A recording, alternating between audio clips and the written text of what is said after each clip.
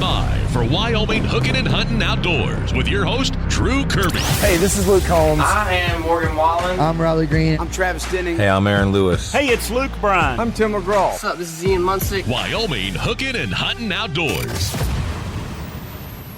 Of course, you can always find out more about our show if you head into the radio station app and click on demand, the Wyoming Hookin Huntin Outdoors program, where we like to talk everything, well, like the name says, hooking, hunting, and loving the outdoors. And we bring in Game and Fish every week, Janet Millick, and I'm telling you, it has been a wild year. We always talk about how weird life can be in Wyoming, but this year has been exceptional.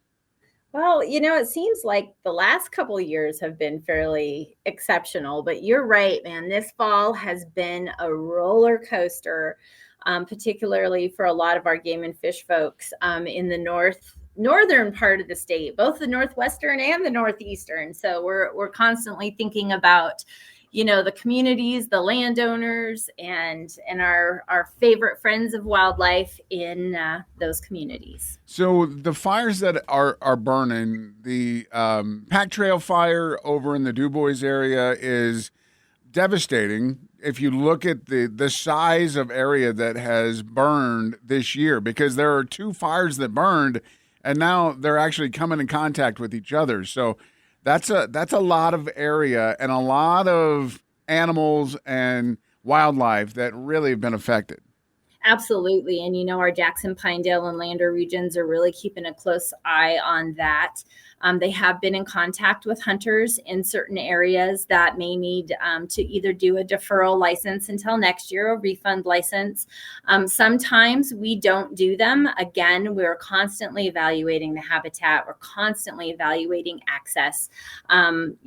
We say this all the time. We are not a fire agency, so we rely on all of our partners to keep us in the loop on what is going on with access and, where the fire boundaries are, where we are in containment, all of those things, so that we can make the best decisions for our hunters.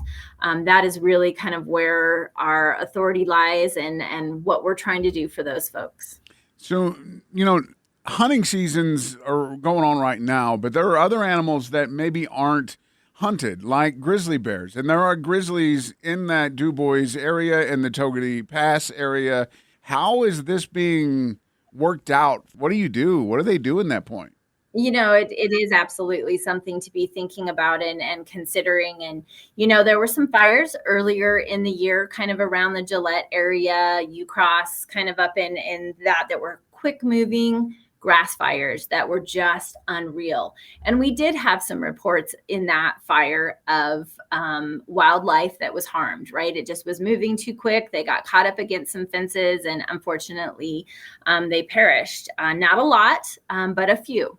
So that being said, it does happen. They do try to escape, but sometimes they can't. But in the rest of these other fires, we've really had zero complaints about, or I should say call-ins or information saying that wildlife is being harmed, which is pretty incredible. So, wildlife is that's what they do, right? They live in the wild. They know how to navigate it. They know their territories, and they can get out when danger is coming.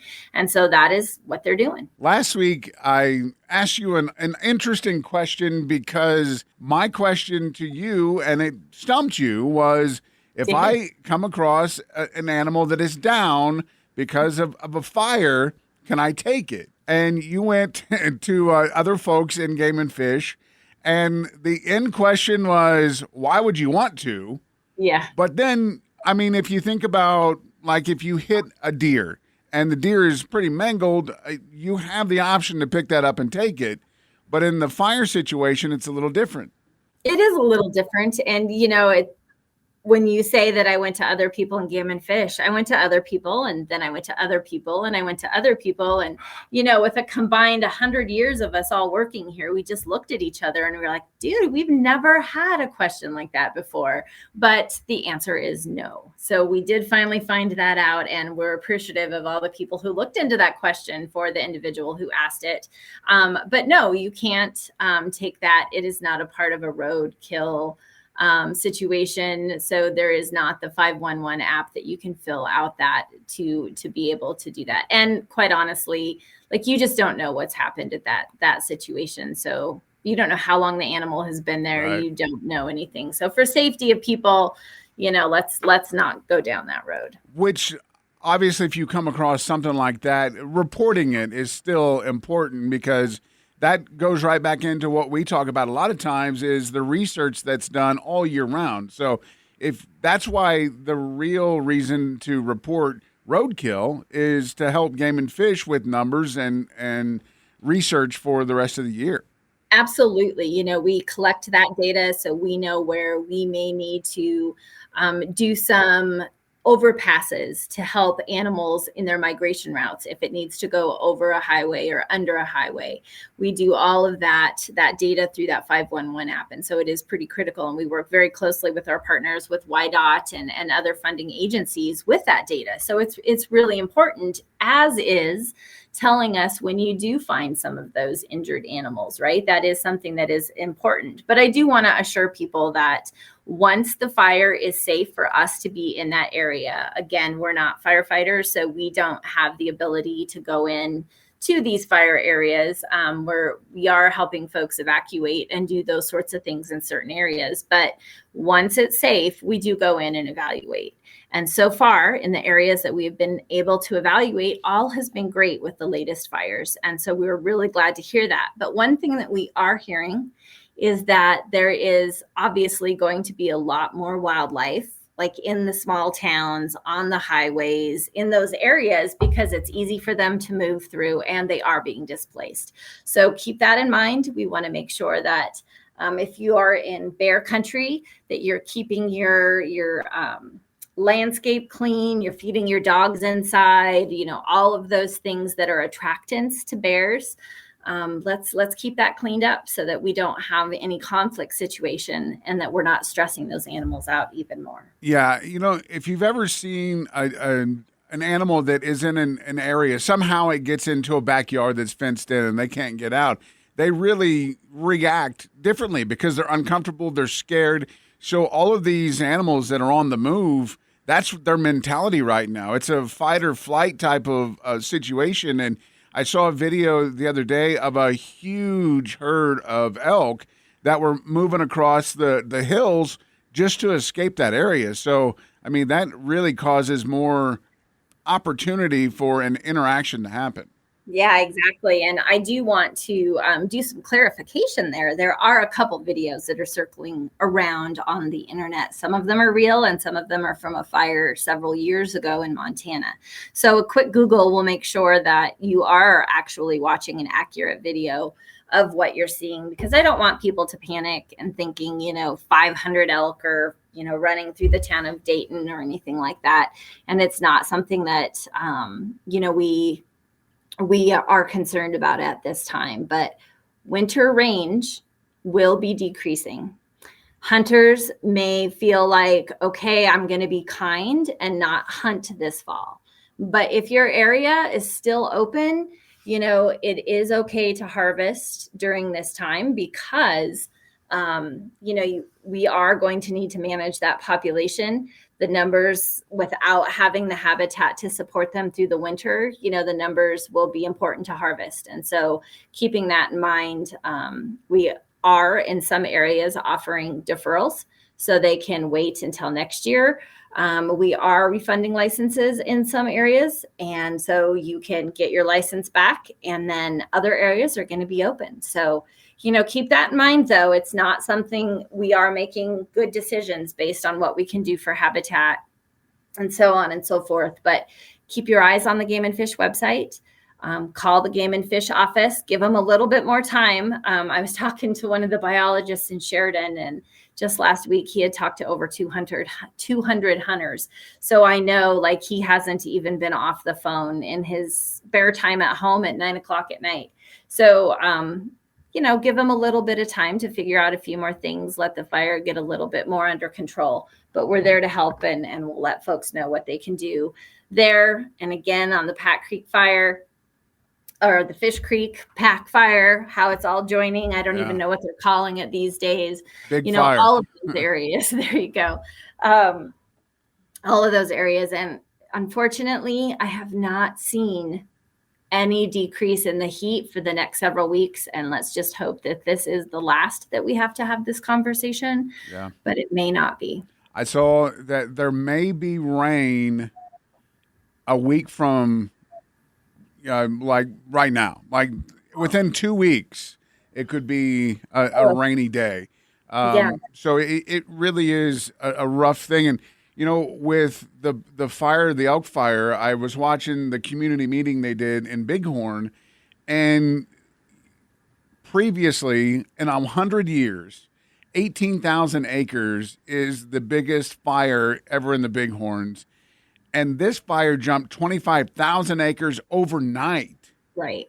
Yeah, it is pretty wild. So it's so fast moving and odd.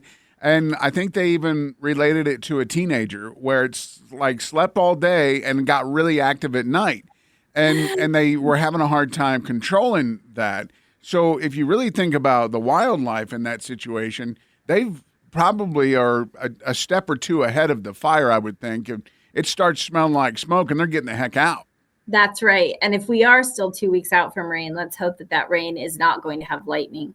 Hopefully it will be cooled down enough at that time that we're not having any sparks. But this is a time for people that are outdoors, hunters, anglers, campers, all of those folks to keep in mind that fire restrictions are in place. Wildlife may be moving through at crazy times, but keep your fire under wraps and let's not start anymore. Yeah, and I want to touch on another thing. We talked about the hunting seasons and, not everywhere is being affected by this, but maybe you're going out and you're sighting in your rifle. Yeah. The Coal Mountain fire the other day was started because someone was target practicing and started the fire. And obviously you're just out doing what you're doing, but you got to be careful in those situations. Absolutely. And the number of times that, someone just hauling the trailer and maybe not even camping, they're just going from Casper to Douglas and the chains spark. When they drag on the asphalt, they cause sparks and those fly off and there starts a little fire there. And unfortunately, I think right now those are really going to take off quickly. Again, I'm not a firefighter. I don't have any of that experience or knowledge. And so we will rely on our fire agencies for so much, and just want to say thank you to all of the firefighters, all of the agency personnel across the state that have really been helping out. We're just thinking about the landowners, the homeowners, livestock, wildlife, everything that is out there. And I'm sure I forgot somebody, just thinking off of the fly there, but a huge thank you to those folks and for what they're doing. Yeah. And there have been reports that, the firefighters, they can't control this fire. It's burning so out of control and people aren't so happy about that. And really it's nobody's fault, but you've heard from other game and fish sources that, boy, some people are a little irritated right now. Yeah, absolutely. And I think that happens when those, fires move through so quickly and people maybe can't control them, that people don't understand what goes into some of those fires. And we have an employee who lives kind of close to where the fire burned. And I got to see some of the pictures when it blew up overnight.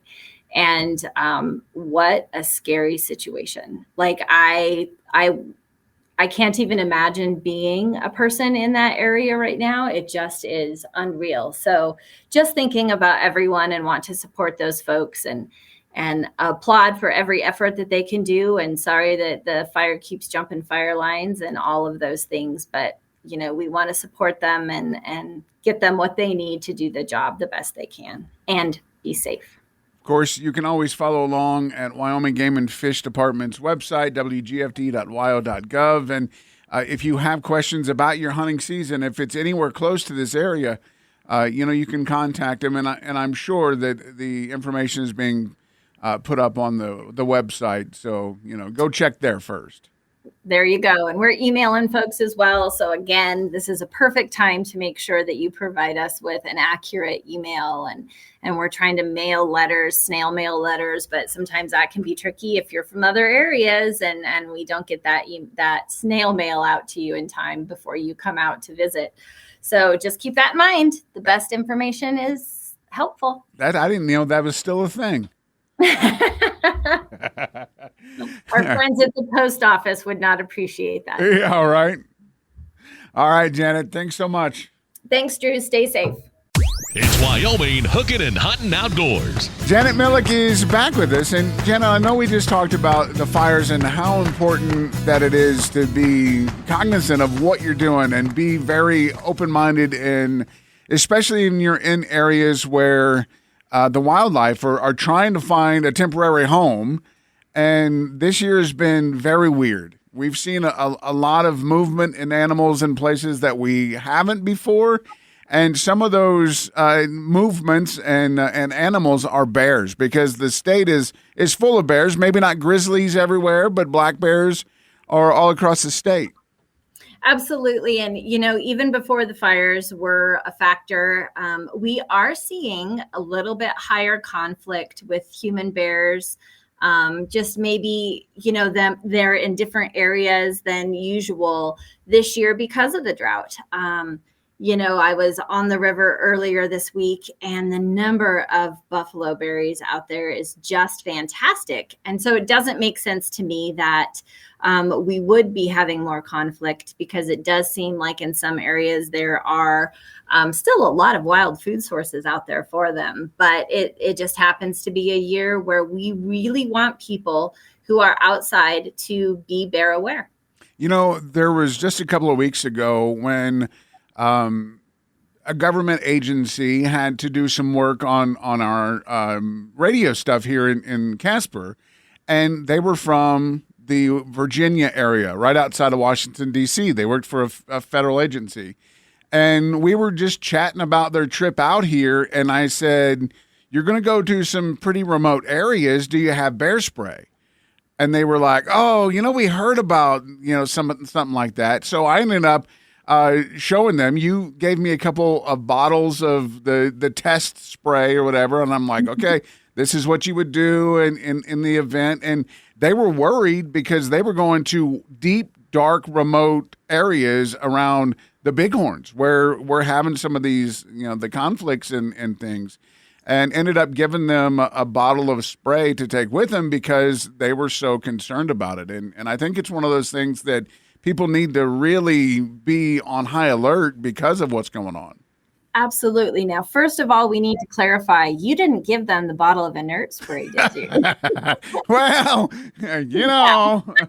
the thing, just make sure you can run faster than your friend. Yeah. But no, for reals. And I know you use the term, deep, dark, in the middle of the forest, in the middle of nowhere, but that is not necessarily the case this year. They are, in a lot of new and different areas. And so we just want to keep our eyes open, make sure that you are prepared, that you are carrying your bear spray with you. You do know how to use it, and that it's accessible. That is one of the things that is always a challenge is, got my bear spray. It's in my backpack.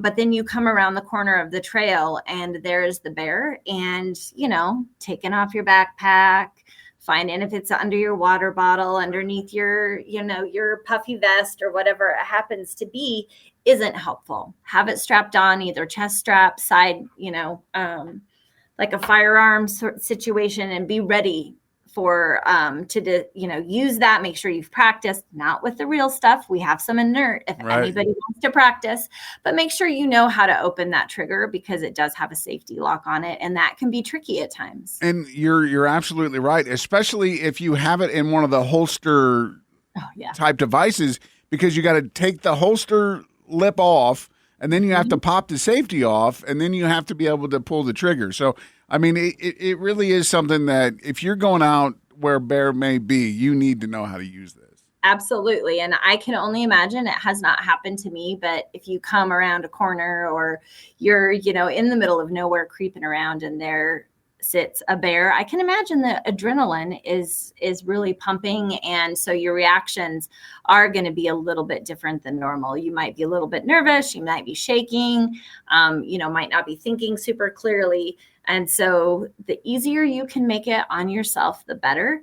And so just be prepared. We really want people to be thinking about that this year, making sure that you have a clean and safe camp. All of the recommendations for how to hang your food, how to set up your camp, all of those things are on our Bearwise Wyoming webpage.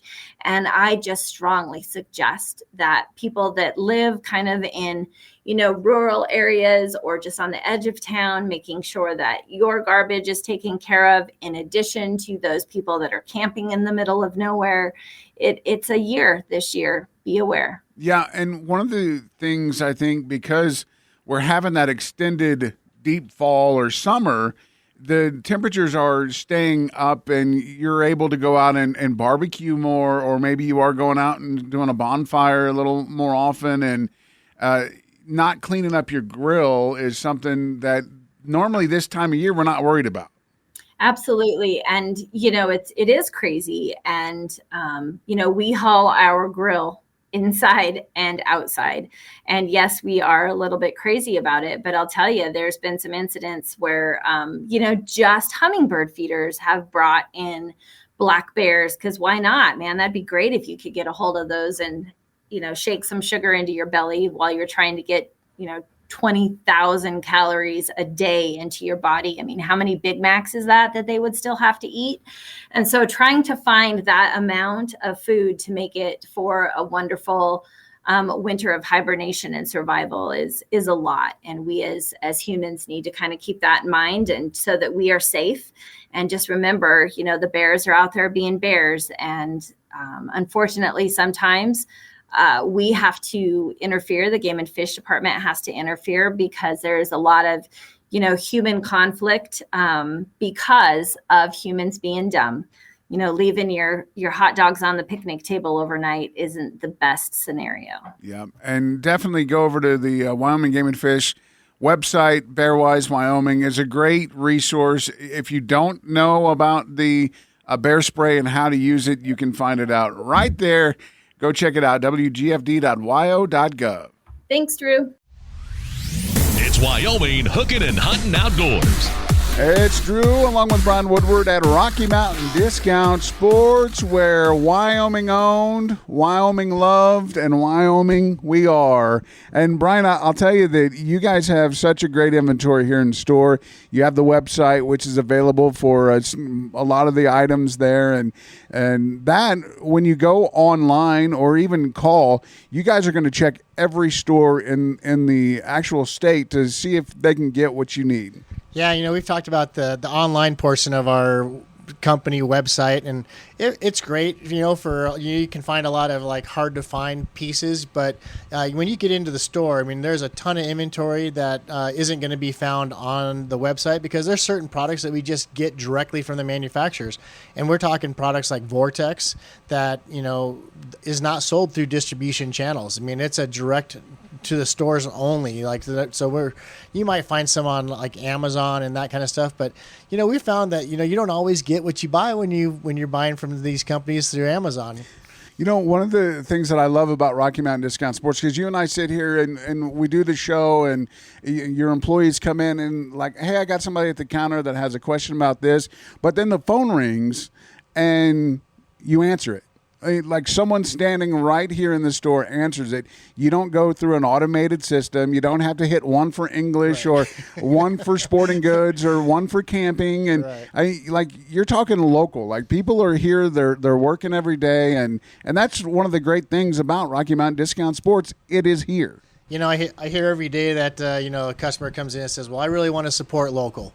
Well, we would really like you to support local too, and I feel like what we offer that some of the big box stores don't. And I hear it all the time. Well, I want to use my Cabela's points. Well, that's great. I understand if you're going to have a credit card and you want to take the advantage of those points, but we've got a guy that's going to take you out and look through a spotting scope or look through a pair of binoculars, and you can take him outside, you can touch him, you feel him, and we're going to put the time and effort in. And, to say, well, thanks for showing me, but I'm going to go buy it online now, really kind of hurts my feelings. Yeah. And if you think about going to one of those bigger box stores, Wyoming doesn't really have any.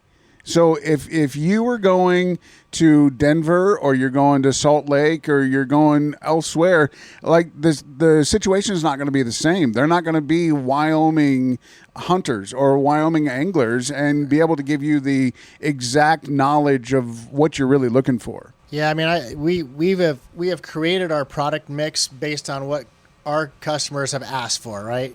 Whether it's a certain pack or whether it's fishing gear, and we're gonna carry product that is relevant to the fishing and hunting scenario within our region. And so that, to me, like, if you came up to me and say, hey, Brian, you think you should carry ATVs? Well, I think we should too, but it's just not realistic. Like, we can't support that, but we can support a full line of hunting packs and scents and meat grinders and backpacks and ammunition and all that stuff that's going to be relevant to our local community. We're not going to carry stuff that's, geared towards alligator hunting, Right. Oh, yeah. And it's interesting. I was just talking with someone the other day, and they said that because of the fires that are raging, that there are some citizens that aren't happy with the way, like, the firefighters are going or Game and Fish are working, but they're working for the community.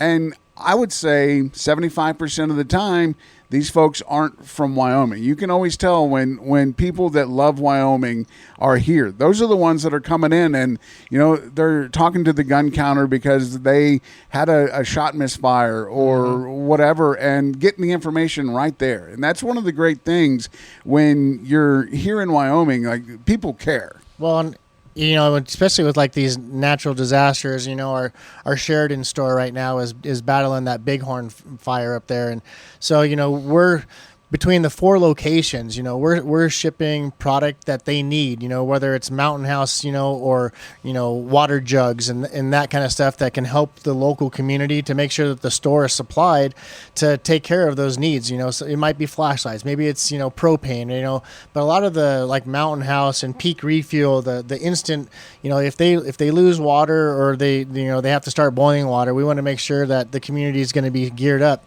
And we had the same scenario this summer up in Gillette. They had a big jamboree up there at the Camplex, and big storm came through and like wiped out all the tents that were up at the Camplex. Oh, yeah. And so, we all kind of got together and we shipped all kinds of tents and canopies and that kind of stuff. So the people that were up there for that jamboree could at least replenish their needs and with quality merchandise. Yeah, and Wyoming. Wyoming bred, Wyoming owned, Wyoming is the key factor in Rocky Mountain Discount Sports, because you're an outdoorsman. You love to fish and you love to get out and camp, and you have a cabin that you go and explore, and so does the manager in Gillette and Sheridan and all the other stores, and right. you live here, and it's cool to be supported by the local communities. Well, and we're listening to what the customers need, right? I mean, and if there's a need that we can fulfill, and most likely we can. We have access to our buying isn't just isn't geared on what corporate says that we have to. Well, we don't want you to carry this. We don't want you to carry that. It can be really unique. I had a guy call me today and says, "Hey, I carry these drag systems, that to carry out deer, or you can use them for coyotes." And I'm like, "Oh, okay, that sounds pretty cool." And he's like, "Yeah, your Gillette store carries them. I'm trying to get them in the rest of your stores." I call the manager up there, look at their movements, and say, "Yeah, it's kind of a cool product. Obviously, it's got some viability." And the guy I mentioned alligator because this guy makes a drag to pull alligators. So after you shoot an alligator, you can drag the alligator.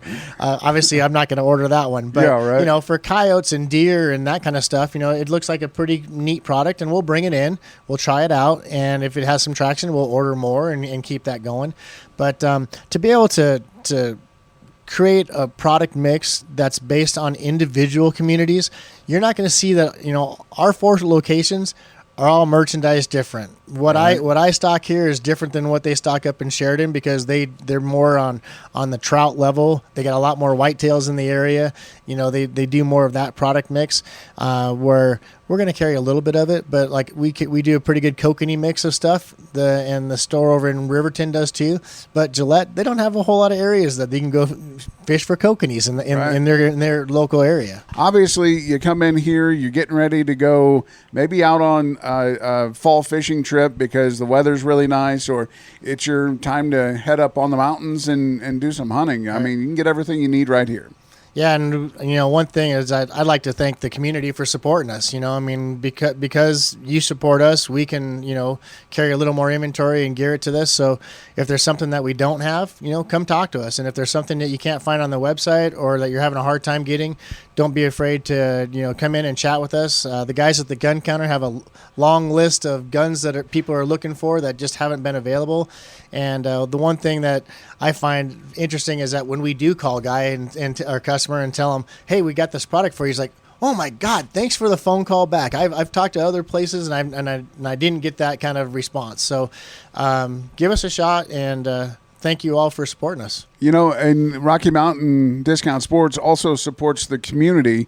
A lot of community events. You donate gift cards and you help people with buying guns and whatever to put into their auctions. And so I know it's important for Rocky Mountain Discount Sports, not just you personally, but the whole store, to be a part of that. So make sure you come in, support local, and all your friends right here, Rocky Mountain Discount Sports, CY Avenue in Casper, or check out online RockyMountainSports.com and see all the other locations in the state as well. It's Wyoming Hookin and Huntin Outdoors. It's Drew and Brian back at Rocky Mountain Discount Sports. And, Brian, we were talking about how you guys carry things here that are perfect for the region, whether it's fishing up at Pathfinder, fishing at Glendo, even fishing at Boysen, or maybe you're doing some turkey hunting or something like that. And you guys are always have the supplies that people need or can get them.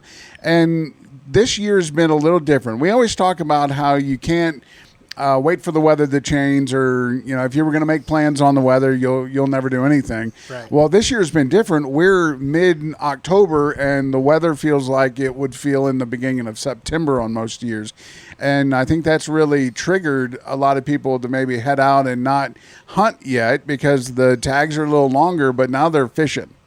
Yeah, I would agree. That this warm weather, my mindset is that if I harvest an animal, I don't want it to spoil. Yeah. And so I've, haven't been waterfowl hunting. I mean, one time, but, normally I try to get out as many times as I can during that early season. And of course, the weather being 85 degrees is really, not conducive for me to be out there, big game hunting or even waterfowl hunting. And the fishing has still been fantastic. We were out this week in shorts and tank tops, and we're going to go this afternoon, and do the same thing. And it doesn't seem right, it does feel a little off to have this kind of a situation at this point of October, and no real moisture coming here. But have you seen, and I know I heard a conversation with you that minnows are really hot right now. Yeah, I think the live bait or just bait in general has been really good, and I'm not sure. Usually this time of year down at Glendo, the spooning bite and the jig and wrap bite is usually just phenomenal. It's like unbeatable. And I was down there this week, and I pitched some spoons and some jig and wraps, kind of like my personal favorites of what I like to do. And that bite wasn't nearly as good as just a jig and a minnow. Which should be good about any time, right? I mean, we talked about the worms and the jig, or the jig and the minnow. Right. I mean, it's an option that you can always play. Yeah, and and it just seems like the shad bite, which when that spoon bite and jig and wrap bite, the shad are starting to die off a little bit because they've usually got at least one freeze in there, and so the water temperature starts changing, and those shads start kind of dying off a little bit. I haven't noticed any. Usually I can see shad on the surface, and maybe the birds are picking them up faster than I, but almost every year this time of year, I can usually see some shad, floating on the surface, and I didn't see any of them for the 2 days that I was down there this week. But the bite was fantastic. We caught everything from walleye, sauger, catfish, got one largemouth bass. We didn't catch any crappie, but we did catch a perch. So the nice part about lakes like Glendo that have multiple species in there, you just never know what you're going to get. It's funny. We all summer were with the Wyoming Walleye Stampede, and when you're on that tournament, walleye is what you want. Right. You're fishing for walleye, and that may be all people catch or walleye during that time for the majority. Yeah. But if they just change things up just a little bit, it could totally switch, and you could be crappie fishing within a 5-minute period. Yeah, and I think it's just a more presentation and maybe a little bit of location, and then water depth. A lot of times when they're walleye fishing, especially those early spring tournaments down at Glendo all the way through the middle of June, we're targeting walleyes that are pretty shallow. And sometimes, you might find those perch in a little bit deeper water, or those crappie in a little bit deeper water. Crappie, usually it's a pretty good minnow bite, but not everybody's fishing minnows in June. A lot of times they're switching over to pitch and crankbaits or plastics and that kind of stuff. And not that you can't catch crappie doing that, right. But sometimes it's just a lot of it is structure related. The crappie seem to really like the rock structures, and during that midsummer months, we get a lot of weed growth going up, and there's a lot of minnows and stuff in those weeds, so therefore the walleyes are in those weeds, and so are the perch. So then perch, if you're fishing with a jig and a worm, there's a good opportunity to catch perch. They love the worms. Yeah, or anything. I mean, you could get you a bass, you could get a crappie, you could get right. a catfish on that. That's kind of the universal bait. Right. Yeah, and the bite up at Pathfinder's still been really good, and in fact, I almost kind of think that the quality of fish is getting better as the summer goes on up at Pathfinder, and I don't know if maybe just people are thinning out some of the smaller ones and the bigger ones are biting, or what the deal is, but the bite there is actually been picking up as well. So we get a little confused when the weather's like this, because people are like, "Oh, what am I going to do?" Have you noticed that the fish maybe seem confused? And when I say that, I mean they're not at the depth or the level that they normally would be at this time of year? What I'm kind of finding out, or seeing anyways, is that the fish are just kind of scattered. We're marking a lot of fish in deeper water. We slid out to one spot on the lake down there the other day. We out to 38 foot of water, and just the fish finder was just full of arcs. And we caught a catfish in that deeper water, which, so I think, there's probably a mix of catfish and walleyes in there as well. But then we were catching fish as shallow as, 2 and 3 foot. So, I mean, it's through the spectrum, and I seem to do really well in that 16 to 20 foot of water. So maybe we're getting fish that are transitioning out of that deep water, coming up and feeding shallow. The wind picked up a little bit on Thursday, and the fish seemed to, I'm like, gosh, the wind's blowing into this point just perfectly. We should be able to find some fish shallow. And of course, I pitched up there in 3 foot of water, and boom, there was a fish. And so I'm like, okay, so well, the pattern's working, right? I mean, the fish will start getting a little more aggressive with the wind, and they could go a little bit shallower. They kind of, it breaks up the water. So instead of having a real sunny day where the sun's, beating through that water column, those fish can be in that shallow water without, being, blinded or whatever so I mean, trust your electronics, trust your history and of what the fish are going to do. But the fishing has been great. It's hard to think about anything else right now. You mentioned earlier that some of the bites were very light, and it almost, you were kind of didn't know if you really had a bite. Could have been the wind, could have been that. How could you make your line a little more sensitive and easier to really catch a fish if you're having that light bite? Right. Well, I like to use a colored line. I use a Stren High Vis Gold a lot, and I like that because even with the bite the other day, a lot of times you could see if you're fishing deeper water, especially, those fish will pick up that jig and maybe swim towards you or swim out to deeper water, and they're not pulling against your line, so you don't necessarily feel it. But if you watch where the line enters the water, a lot of times you can see that line moving across the top water, and you're like, oh boy, one's got it and one's running with it. Let me reel up this slack and catch up to it and then set the hook. The other thing that tends to work if you are fishing a deeper water bite is maybe go with a braided line that doesn't have the stretch. And so in that case, what I'll do is I'll run like a 8 to 15 pound braided line. I like the Suffix 832. And then I'll use a fluorocarbon leader, maybe just like an 18 inches. I'll direct tie it just to the line, and then a jig and a minnow off that. And if I'm going to run a spoon, I will almost always use a swivel to connect my leader to my braided line, and that just helps keep that line twist down so that you're not, especially with spoons, when you're jerking those things up, they'll twist, and as they fall, they'll twist the line. So having a swivel on that braided line will help with the feel of that as well. When you have the two different types of line, the braided and the fluoro, do you sense the difference between the two? Is that what makes the line a little better for that light bite situation where it maybe reacts a little different? I don't know that the actual lure acts any different, but there's just no stretch. So on that braided line, when you get that bite, you feel it. There's no stretch. Like the mono has a lot of stretch. So when you go to do a hook set with mono, you sometimes I reel and set the hook at the same time so that there's no slack in the line. Because once you get slack in the line, we caught a lot of fish that after we netted them, the lure is just, the jig is just in the net. Mm-hmm. So those walleyes, it's tough to sometimes get that hook set into their jaw. But with the braided line, you tend to feel a little bit better. And so just because there's no stretch, and so there's like when you feel that tick, you're right on it, and you can set that hook. Well, if you're heading out fishing, maybe you're looking for something to do and you need to come in and check it out, ask questions, especially when you come in here.